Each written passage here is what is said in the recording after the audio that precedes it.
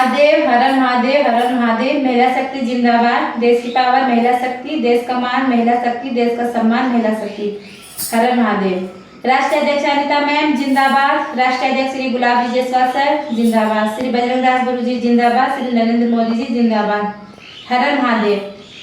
मैं कुसुमा देवी, ग्राम पंचायत अध्यक्ष चोपड़ा, ब्लॉक जखोली, जिला रुद्रप्रयाग, उत्तराखंड से बिलोंग करती हूँ। हर हर महादेव। आज बड़े दुख की बात है कि आज जो हम वीडियो बना रहे हैं ये देश की उस बेटी के लिए है जिसने समाज की सेवा करते करते अपने प्राण त्याग दिए, या फिर किसी ने उसके प्राण बड़ी बेरहमी के साथ उसकी जान ले ली। मैं बात कर रही हूँ अभी 8 अगस्त को हुए कोलकाता केस, जो कि हमारे देश की जो डॉक्टर ट्रेनी थी उनके साथ जो बड़ी बेरहमी के साथ रेप किया गया पहले, फिर उसकी हत्या की गई। रेप एक ऐसा शब्द है जिसको सुनते ही हमारे शारीरिक और मानसिक स्थिति को जो पूरी तरीके से झिझोड़ देता है।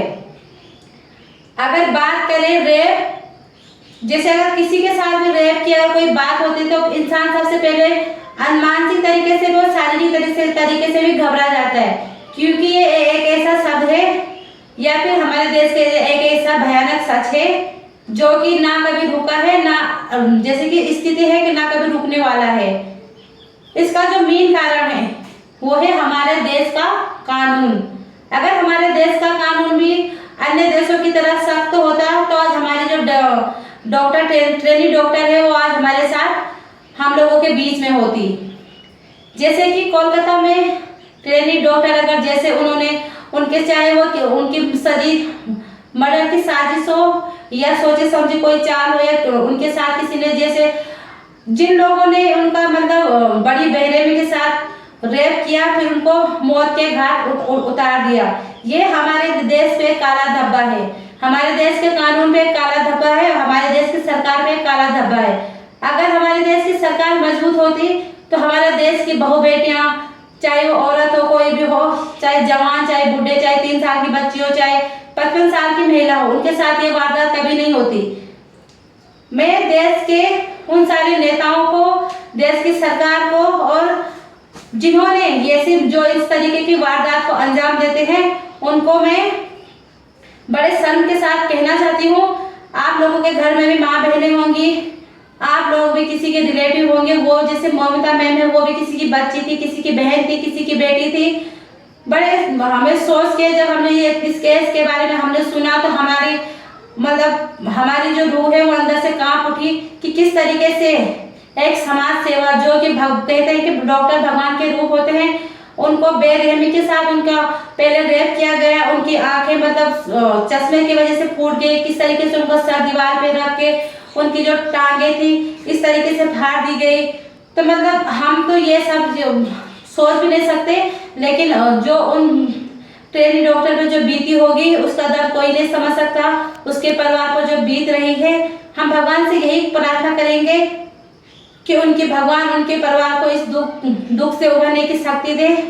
अगर इसका जो मुख्य कारण है रेप होने का तो वो है हमारे देश का जो कानून मैंने भी बताया है।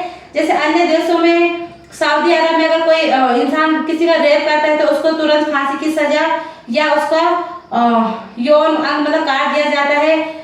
कतर में भी उनका यौन अंग काट दिया जाता है। जैसे कनाडा में हो कहीं 4 घंटे में, कहीं 4 दिन में, कहीं मृत्युदंड। हर देश में अलग अलग सजा है, लेकिन भारत में ऐसा नहीं होता।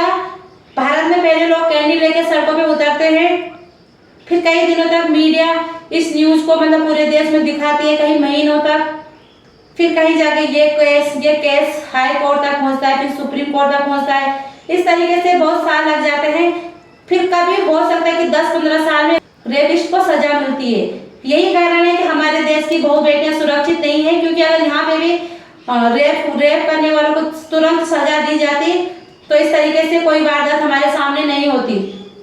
बड़े शर्म के साथ मतलब दूसरी बार जैसे कि ममिता केस 8 अगस्त को हुआ, उसी के 4 दिन बाद देहरादून जो कि उत्तराखंड में देवताओं की भूमि में पड़ता है, वहां भी ये केस सुनने को मिला कि 16 साल की बच्ची के साथ गैंग रेप हुआ।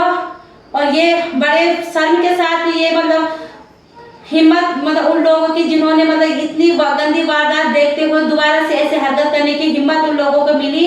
ये हमारे देश के कानून पे एक काला धब्बा है कि अगर वो कानून सख्त होता तो कोई मतलब इस तरीके की किसी बेटी को बाहर निकलने में असुरक्षित महसूस नहीं होता।